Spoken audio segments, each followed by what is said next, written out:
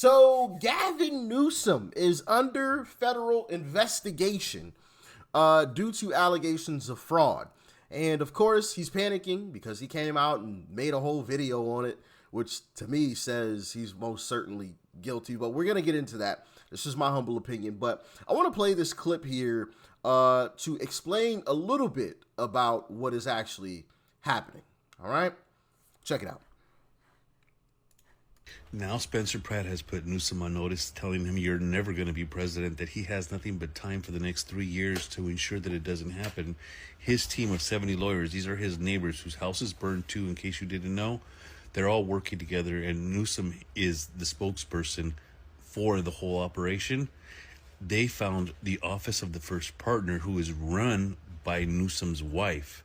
So instead of clearing the brush in Topanga that would have prevented the fires in the Palisades, they donated their money to themselves. Over $5 million has been donated to the office of the first partner. Again, that's his wife and him. They've been stealing from California. This is just the beginning. This is why I think all of a sudden we have Harris coming out of nowhere saying she's not going to be the governor. She's actually going to run for president, because at the end of this, Newsom could be done. If they are able to get all the information on Newsom out, he may be done. And I love that he told him, dude, I'll make sure you never become president, because it's that whole team of lawyers saying, we'll make sure you'll never become president. Gavin Newsom is being investigated by the DOJ, and he's saying that he's being targeted by Donald Trump because he made some mean tweets against him, but that's not actually true. What's really happening with this investigation is him and his wife have an NGO called the Representation Project. His wife has taken $1.8 million in salary and then sent $2.1 million more to her production company. The only problem is that this NGO is funded by Gavin Newsom political donors. Now, this isn't the first time something like this has happened. Gavin Newsom has been caught sending money to his wife's NGO many times. Gavin Newsom and his wife received more than $700,000 from PG&E. $300,000 of that was sent to his wife's NGO. Now let's look over here. Gavin Newsom has a long history of stealing money from taxpayers. Actually, the Pacific Palisades Fire, he set up an NGO and then used Act Blue to take in their donations. That means that every donation that was sent in, Gavin Newsom and Democrats got a piece of that money. They got a percentage of it. Now Spencer Pratt has put Newsom on notice, telling him you're... There we go. So yeah. I know that was a little bit long, but I wanted you guys to get a little bit more insight on what is being alleged here with Gavin Newsom. And now, of course, Gavin Newsom has come out and cried victim. Oh, Donald Trump's government is after me because I said some bad things. Check it out. In recent days, federal agents have knocked on the doors of family, friends, and former employees. Not because they found a crime, because they're simply trying to find one. They're demanding records. They're abusing the grand jury process, digging through years and years of random documents. Donald Trump isn't just coming after me because of my mean tweets. He's coming after me because I'm considering running for president, because he hates that I've consistently called him out over and over again for his lies and deceit. Donald Trump is simply the most corrupt president in American history. He's turned the levers of government into his own personal power ministries to reward cronies and to try to jail his opponents. His personal attorney now runs the Department of Justice, which has repeatedly gone after his political enemies. Ask Jerome Powell. Sent them after James Comey, Trish James, Adam Schiff.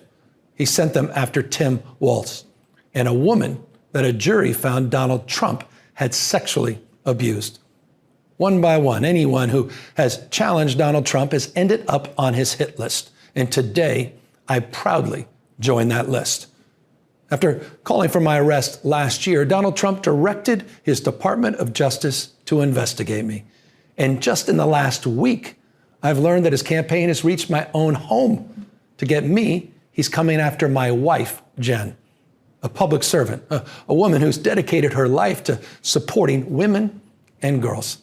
someone who has done nothing wrong other than having the temerity to advocate for what she believes in. If they can't intimidate me, they'll go after the mother of our children. Donald Trump picked the wrong target. We have nothing to hide. His political operatives can take every record and read every page, but they'll be looking in the wrong place. Because if they really want to find corruption, look no further than 1600 Pennsylvania Avenue. Donald Trump is selling the presidency. He's running the largest cash heist in American political history, trading foreign tariff relief for approval of his golf courses, day trading behind the Resolute desk, reaping hundreds of millions of dollars in personal profit. And he's doing it openly. He's doing it on camera. He did it last night on the White House lawn. He's doing it through cryptocurrencies. He's doing it through the receipt of a $400 million private jet from a foreign government that he plans to keep when he leaves office. Through his son's ventures in countries where his own administration is simultaneously making policy. His personal fortune has skyrocketed by $4 billion since making his return to office. This is the behavior of a regime, not a republic. The White House has become a marketplace for sneakers and coins and watches, cologne, guitars, Bibles, and phones. Influence for sale, access for sale. And today, my family and I can personally confirm that justice is for sale. To Donald Trump, who I know is watching because he watches everything, I have a message for you. You can subpoena my records. You can investigate me. You can harass me.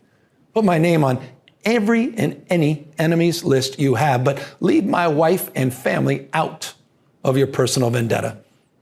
I'd like to say something to my wife. These times are not normal. They're not ordinary. I love you, and I'm sorry he's doing this. You have not earned a single one of the indignities that he's trying to inflict on you and our children. And to Donald Trump, this country does not belong to you. It does not belong to your cronies. And we're going to fight your lawlessness. And we're going to continue to remind the people of this country of your corruption. That same corruption our founders warned us against as we move to celebrate our 250th anniversary. I'm going to keep reminding Americans of what they warned would happen if a man with no character ever held the office of presidency. So let me say it again. Mr. President, come after me. I'm not going anywhere. And the country is watching. Yeah, we are watching. You about to go down. Of course, deflecting. Don't go after my wife. Don't go after my wife. Even though allegedly she was the one that was wrapped into all of this. She was the one that was running some of these organizations that have been allegedly receiving these funds, So, completely legit, as far as I'm concerned. Completely legit to go after her as well. And I would like to remind Gavin Newsom, a little something that Democrats said themselves.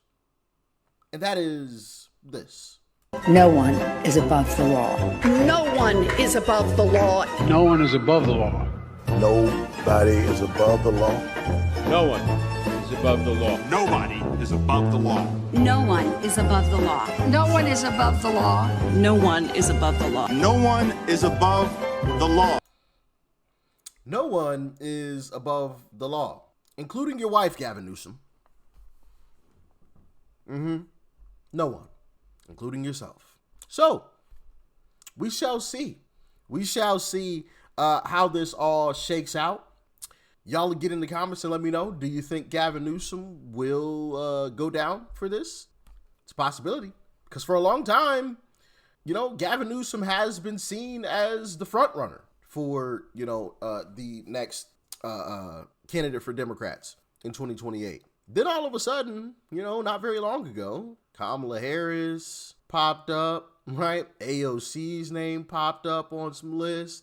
Like all of these different individuals all of a sudden popped up out of nowhere. So maybe they knew something that we didn't. Because, of course, you know, Democrats, they talk, okay? They talk behind closed doors, just like everybody knew in the Democrat Party about Eric Swalwell long before we all found out about who Eric Swalwell was. They already knew. So maybe it's a similar situation. They've known about Gavin Newsom for quite some time now, and that is why you have these other individuals like Kamala Harris throwing her name back in the ring for presidency when it was reported that she was going to run for governor of California. Why the all of a sudden switch? Maybe, just maybe, it was the Gavin Newsom situation. She knew that eventually he would be found out. Maybe. Y'all get in the comments. Let me know what you think. Stay safe out there. Peace and love. I'm out.